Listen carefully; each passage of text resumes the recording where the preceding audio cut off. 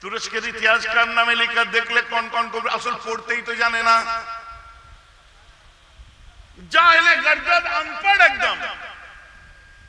বাংলার নেতারা পড়াশোনা জানে, সাউথের নেতারা পড়াশোনা জানে, আর ওই উত্তরপ্রদেশের কিছু কিছু নেতা আছে আনপড় জাহেল একদম, এসে পার্লামেন্টের মধ্যে ইয়েতে বসে বসে পর্ন মুভি দেখছে, মোবাইলে পর্ন মুভি দেখছে। বার হয়েছিল আপনারা দেখেন, পর্ন মুভি মুরব্বীরা বুঝবে না, ব্লু ফিল্ম দেখছে। কোথায় পার্লামেন্টের সিটে দেখুনি তোমরা, ছবি ভাইরাল হয়েছিল, বসে বসে পর্ন মুভি দেখছে। আমি তো বলেছিলাম যে বাংলার মানুষদের লজ্জা করা দরকার, কারণ বাংলার মুসলমান মুজাদ্দেদে জামানের বাংলায় জন্মেছে, বাংলার মুসলমান বশিরহাট আল্লামা রুহুল আমিনের বাংলায় জন্মেছে, বাংলার মুসলমান মুফতি আজম মেজো হুজুরের বাংলায় 5 হুজুরের বাংলায় জন্মেছে, বাংলার মুসলমান বড় বড় আপনার আলেম ওলামাদের বাংলায় জন্মেছে, বাংলার হিন্দু সম্প্রদায়ের মানুষেরা রামকৃষ্ণ ঠাকুরের বাংলায় জন্মেছে, যে বাংলায় রাজবল্লভী মন্দির আছে, যে বাংলায় বাবা তারকনাথের মন্দির, যে বাংলায় সারদা মায়ের আতুর ঘর, যে বাংলায় স্বামীজির মতো মহান ব্যক্তি। আজ সেই বাংলার হিন্দু সম্প্রদায়ের মানুষকে যদি উত্তরপ্রদেশ থেকে যোগী আদিত্যনাথের বাঁদর এনে ধর্ম শিখতে হয়, তাহলে মর্যাদা পুরুষোত্তম শ্রীরামের হনুমান কি করলো? হনুমানকে ভুলে যাচ্ছে কেন? আর মুসলিমদের যদি জামিয়া সালাফিয়া থেকে ওই আহলে হাদিস ধরে এনে ধর্ম শিখতে হয়, তাহলে বশিরহাট আল্লামা থেকে আমার 5 দাদু থেকে দাদা হুজুরের খেদমত, উলামাদের বর্তমান খেদমত গেল কোথায়? আমার বক্তব্য আপনারা বুঝতে পারছেন তো নাকি?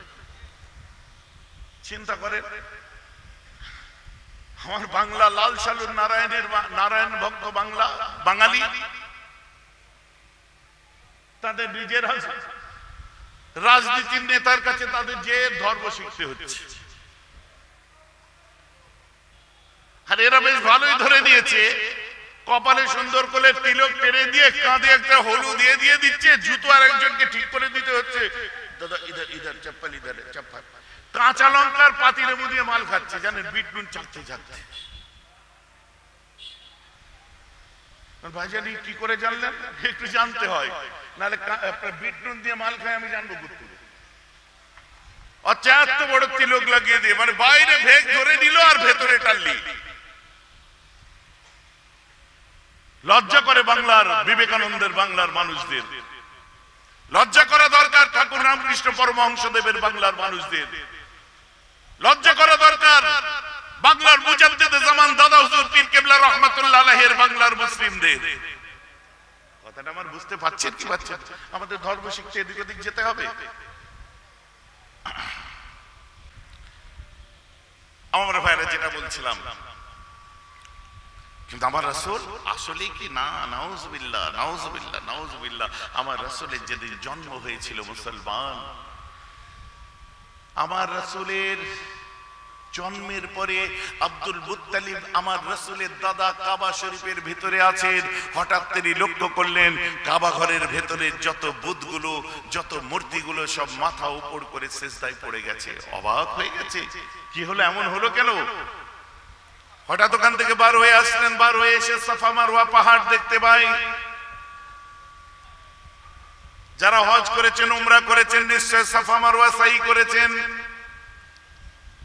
একটা কথা বললে তো একটুখানি চমকে উঠবেন, সাফা মারওয়া কাবার দিকে দেখে দৌড়তে হয়। আল্লাহ সকলকে উমরা করার তৌফিক দান করুক, জোরে বলুন আমিন। হজ করার তৌফিক দিক, বলুন আমিন। আপনারা কি জানেন, ওই সাফা পাহাড়ে একটা মূর্তি আর মারওয়া পাহাড়ে একটা মূর্তি ছিল, দুটো পাহাড়ে দুটো মূর্তি। একজনের নাম হচ্ছে ইসহাক, আর একজনের নাম হলো নায়েলা। আর আগেকার দিনে এই দুটো মূর্তিকে দেখে সই করতে, একবার এই মূর্তির কাছে একবার ওই মূর্তির কাছে। চাচা 5 লাখ টাকা খরচা করে হজ করে এলে কি সর্বনাশ করেছো? হ্যাঁ, কি সর্বনাশ হলো বলে দিন। দেখবেন আবার যেন কেউ বলে ফেললেন না, আগে জানলে তো সাই করতাম না, সে আবার অজীব ছেড়ে যেত, মহা মুশকিল। আসলে তা নয়। এই দুটো পাহাড়ে দুটো মূর্তি আসলো কোথা থেকে জানেন? একটা মূর্তি এসেছিল, দুটো মূর্তি কাবার চত্বরে একটা ছেলে আর একটা মেয়ে জিনা করে ফেলে, আল্লাহ তাদেরকে ওখানে মূর্তিতে পরিণত করে দেয়। ওই সময় একটা মূর্তি তুলে সাফা পাহাড়ে আর একটা মারওয়া পাহাড়ে বসিয়ে দেওয়া হয়। আসলে মক্কাওয়ালাদের তখন একটা মনোপলি বিজনেস ছিল যে বাইরে থেকে যারা হজ করতে আসবে তারা নিজের ইহরাম পরতে পারবে না, নিজের পোশাক পরতে পারবে না, আমাদের কাছে চড়া দামে পোশাক পরে কাবা তওয়াফ করতে হবে। আর যাদের পয়সা নেই ন্যাংটো হয়ে করো, উলঙ্গ হয়ে করো। তো উলঙ্গ হয়ে সব যারা তওয়াফ করছিল ওদের মধ্যে থেকে একটা ছেলে আর একটা মেয়ে জিনা করে ফেলে কাবার চত্বরে। আল্লাহ দুটোকে মূর্তি করে দিয়েছিল, একটা মূর্তি তুলে দিয়ে দেওয়া হলো সাফা পাহাড়ে, একটা মারওয়া পাহাড়ে। ওই মূর্তি দেখে সব সহি করতো। সাহাবা একরামরা নবী আসার পরে সাহাবা একরামরা বললেন, এই রাসূল ওখানে তো দুটো মূর্তি ছিল, এখন কি করে কি হবে? আমার রাসূল বলছেন, মূর্তি ছিল এখন নেই, ওটা অপসারিত হয়েছে, যাও এখন হাজেরাকে অনুকরণ করো। আমরা মিল্লাতে ইব্রাহিম, হাজেরাকে অনুকরণ করো, তার মতো করে কাবা দেখতে দেখতে দৌড়াও, ওটা তোমার জন্য ওয়াজিব। জোরে বলুন না সুবহানাল্লাহ। ক্লিয়ার হয়ে গেল একটা বিষয়। তাহলে ওখানে এখন আর কোনো মূর্তি নেই। তো শুনুন যেটা বলছি, রাসূলের দাদু আব্দুল মুত্তালিব বার হয়ে আসলেন, আসার পরে লক্ষ্য করলেন সাফা মারওয়া পাহাড়টা থরথর করে কাঁপছে। আমদরিয়ায় জোয়ার এসেছে, পাশেই আপনার আরেকটা দরিয়া সোয়া দরিয়া ভাটা পড়ে গেছে। কবে? 8ই রবিউল আউয়াল কিংবা মতান্তরে 12ই রবিউল আউয়াল। দুটোই প্রসিদ্ধ বিশুদ্ধ মত। আমরা মিলাদুন নবী মানি, যে কোনো দিন হোক ওটা আমাদের কাছে অসুবিধা কিছু নেই। ভাইজান আমার কথা বুঝছেন তো? এটা কি মিলাদ মানে রাসূলের শিশুকালে আসা, যে মিলাদ শুনতে বসেছেন। মিলাদুন নবী, নবীর শিশুকালে আসা।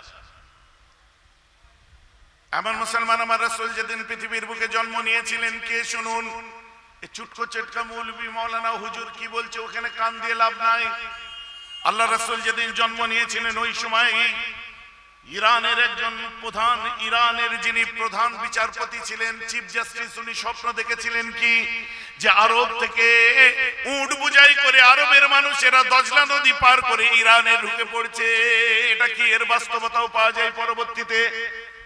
ওমর ফারুকের জমানায় ইরান মুসলমানদের দখলে চলে আসে, কিন্তু নবী যখন দুনিয়ায় এসেছে ইরানে অগ্নি পূজারীরা ছিল। 3164 বছর ধরে ইরানের অগ্নি শিখা জ্বলতো, পরস্পর আসতো, পুজো দিত, জ্বলতো, তারা পুজো দিত, আরাধনা করত, জ্বলতো। হঠাৎ করে ধপ করে একদিন ওই আলোটা বন্ধ হয়ে যায়, আগুনটা বন্ধ হয়ে যায়। অবাক হয়ে যায়, কি ব্যাপার? খোঁজ নিয়ে দেখা যায় আমার রাসূলের জন্মের দিনেতে ইরানের 3164 বছরের অগ্নি শিখা, যেটা অগ্নি পূজারীদের জন্য জ্বলতো, ওটাই একদিন ধপ করে বন্ধ হয়ে যায়। এছাড়া শুধু তাই নয়, কাইসারে রোম নাম শুনেছেন? রোম সম্রাট, রোম সম্রাটের বিখ্যাত কি ছিল? অট্টালিকা। রোম সম্রাট এক সময় দেখলো তার অট্টালিকার 14টা পাথর ভেঙে পড়ে যাচ্ছে, 14টা পাথর ভেঙে পড়ে যাচ্ছে। সে চিন্তায় পড়ে গেল, আর্থকোয়েক হলো, ট্রিমার, কেন পাথর ভেঙে পড়ে যাচ্ছে? মহা মুশকিল। পরবর্তীতে খবর পাচ্ছি ওই দিনে রাসূলের মিলাদ যে রাত্রি হয়, সেই রাত্রে রোম সম্রাটের বালাখানার পাথর ভেঙে পড়ে যায়। ওটা মক্কার মধ্যে নয়, মদিনার মধ্যে নয়, আরব থেকে উত্তরে হচ্ছে সিরিয়া, যেটাকে শাম বলে, সিরিয়া থেকে উত্তরে হচ্ছে তুরস্ক, তুরস্কর পরে একটা সাগর আছে ইজিয়ান সাগর, মর্ব সাগর, তার মধ্যে আছে বাষ্পরাসপ্রণালী, তারপরেই হচ্ছে রোমের আপনার পূর্ব ভাগ, যেটাকে বাইজেন্টাইন বলা হয়।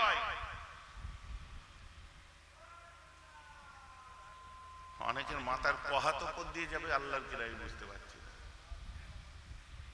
কিন্তু ইসলামের ইতিহাস বুঝতে হবে তো নাকি? শোনা অভ্যেস। নবী দিবসের সময় আসবো, হাসান হোসেনের গল্প শুনবো, আপনার বড় পীর সাহেবের জলসায় আসবো, খাজা বাবার গল্প হবে, এইভাবে